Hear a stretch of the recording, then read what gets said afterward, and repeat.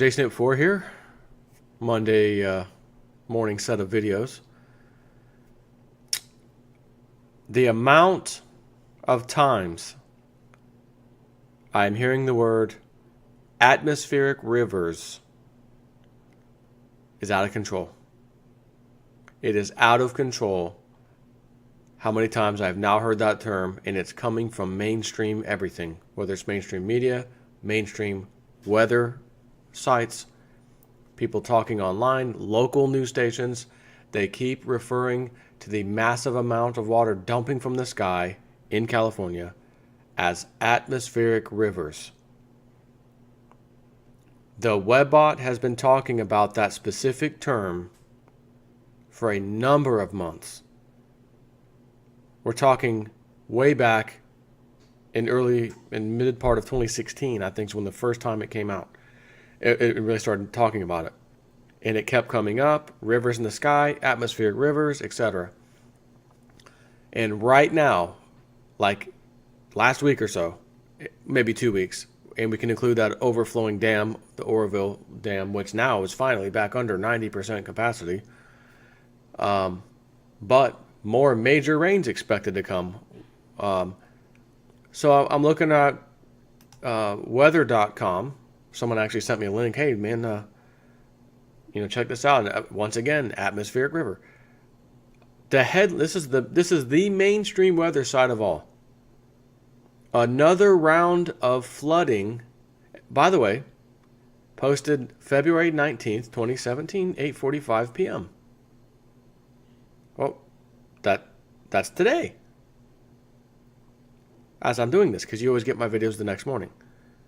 Another round of flooding, landslides, and heavy snow will pound California as new dangerous storm taps atmospheric river. Webbot haters unite and tell me which people on the face of this earth over at least a year ago now were talking so much about the word atmospheric river online that the Webbot scooped it up and said, Cliff High, this is going to be a meme in the near future. Make sure you put this in the report. As if the Webbot could really do that, but nonetheless, it reports back to him certain things, criteria is met, and he does the interpretation.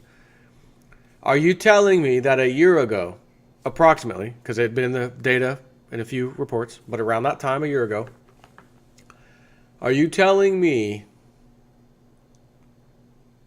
that, again, people are talking about atmospheric river, using the exact term, atmospheric river, and Webbot picked up on it, and, it grabs a bunch of data and gets some stuff right. Anything that grabs a bunch of data is, bound to get something right sooner or later. How in the hell did it pick that up? What in the hell is Webbot looking for to pick up atmospheric rivers? And the point being is, nobody's talking about it, or was, a year ago. It wasn't even on anybody's radar. And now it is being pounded in our face. It is at weather.com. Again, mainstream, as far as weather goes, right? Mainstream weather site. So let's see what they're expecting, shall we? Story highlights. First of all, more heavy rain for California. Flood alerts are still in effect for California. That's funny. Usually when I hear like any kind of flood alert, it's like flood alert for Tampa, flood alert for northeastern part of Hillsborough County, or flood alert for this specific close-in region. I have never in my life heard flood alert for the entire state of California or Florida. I'm sorry. Flood alert for which part of Florida? No, just Florida, the whole state. I wouldn't be feeling too comfortable if that was the case. That's what it says right here, weather.com. Story highlights. A new powerful storm will lash California Sunday night. As I'm doing this video, this is what we're talking about. Sunday night through early Tuesday. So Sunday, Monday, and Tuesday. Flooding, rock slides, mudslides, and strong winds are likely impacts. Wait till I get to the wind section. I didn't realize this kind of wind's what they were talking about. Flood watches and warnings remain in effect. Oh, here we go. Here we go. For parts of California. Heavy snow will pile up in the Sierra Nevada. Another potent atmospheric river event is setting up for Northern California to begin this week, which is once again raising the risk of dangerous flooding and landslides in the storm-weary region. Several additional feet of snow will also pile up in the higher terrain of the Sierra Nevada. Speaking of dangerous flooding and landslides, that too has been in the data for USA Pop, as they call it. This latest system follows on the heels of a powerful storm that hit Southern California on Friday. Flood warnings have been issued for all of the Sacramento Valley ahead of this new storm that will affect the region Sunday night to Tuesday, including Sacramento, Oroville, like the Oroville dip, yes, Oroville, and Redding. Flooding is likely due to already saturated soils and very swollen rivers and lakes. So that's a kind way of saying damn near full to the top, ready to overflow. Swollen. You got swollen. You not feeling good? Yeah, I got swollen glands. Well, actually, I had them ripped out of my throat, but you could call it swollen glands if you want to be friendly, sheeple-friendly terms, if you will. Flood watches are also posted in parts of central and into much of northern California. Again, this is a huge area. Central and northern California. California's not a tiny state. Now, I wonder if this is going to be... Is there anyone out there that can steer this storm? Maybe to the more liberal side, San Fran, some of the liberal sides of California? No? Nah. Just thought I'd ask. Where we're outside. The National Weather Service in Sacramento says the flooding could occur in areas that haven't flooded in a long time.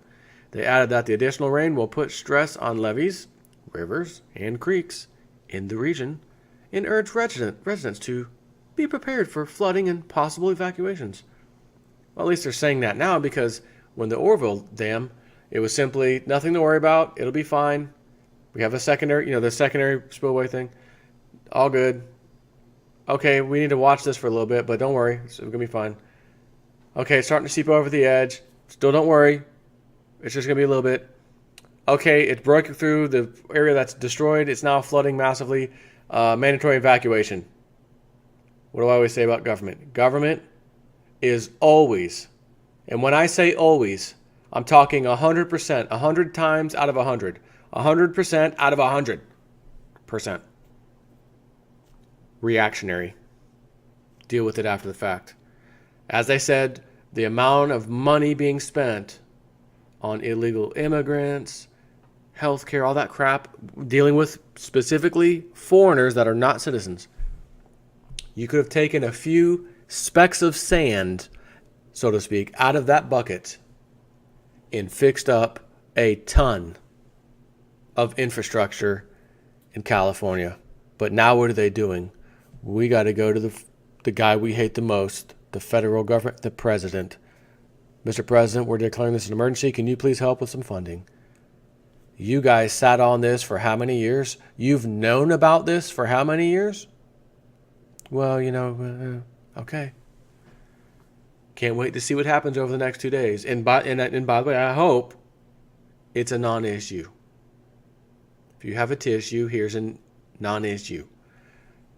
So we don't have to, or I don't have to come out here and talk about Oroville Dam reflooding again and another dam flooding, because as I'm about to get to in a minute, there's some other levees, like I said, and whatnot, that are at 90% capacity, including Oroville.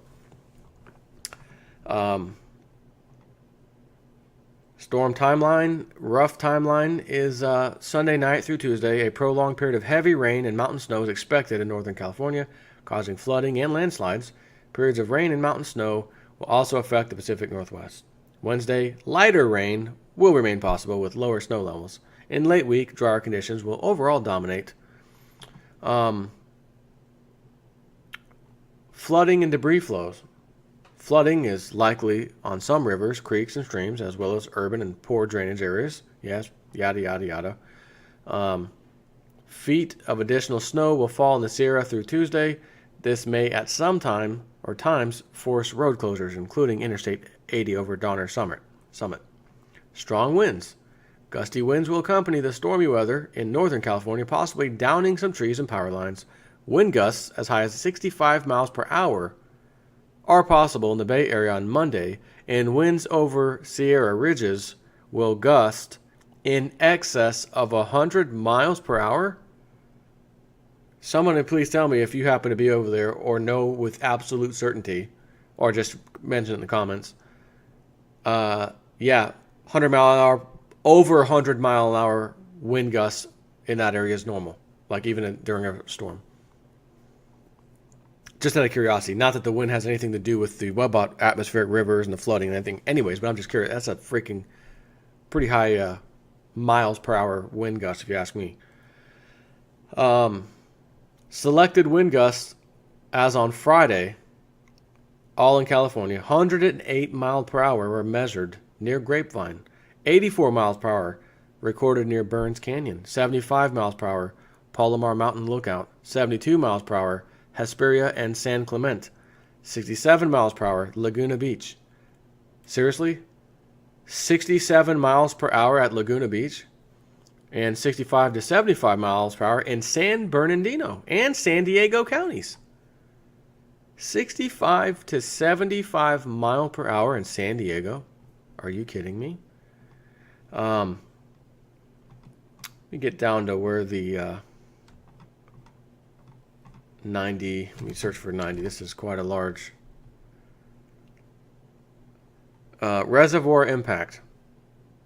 Shasta Lake, San Luis Reservoir, Don Pedro Reservoir, Lake McClure, and Castaic Lake are all at least 90% of capacity as of Saturday.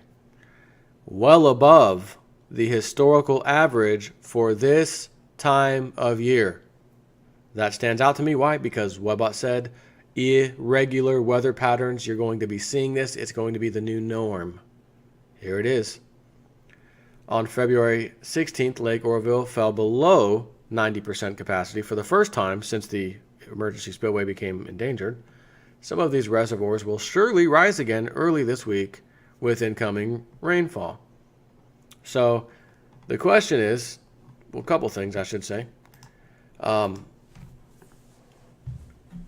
we about to see Oroville flooding 2.0 and or some other dam nearby or rivers, or whether there's a dam or not, massive flooding of epic proportions somewhere in California due to this rain, because we have all these lakes and whatnot, now 90% to capacity.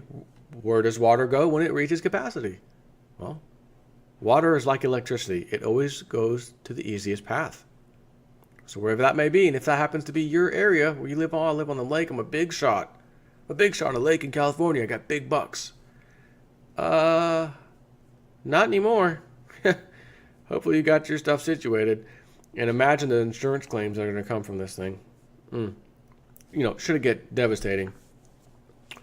But the other thing is, Webbot talked about snow. Lots of snow and late snow. And what happens when snow melts as we get into the hotter days and whatnot?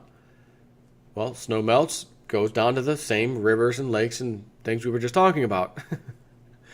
And if there's an excessive amount of snowfall, you would expect an excessive amount of water coming from this at some point.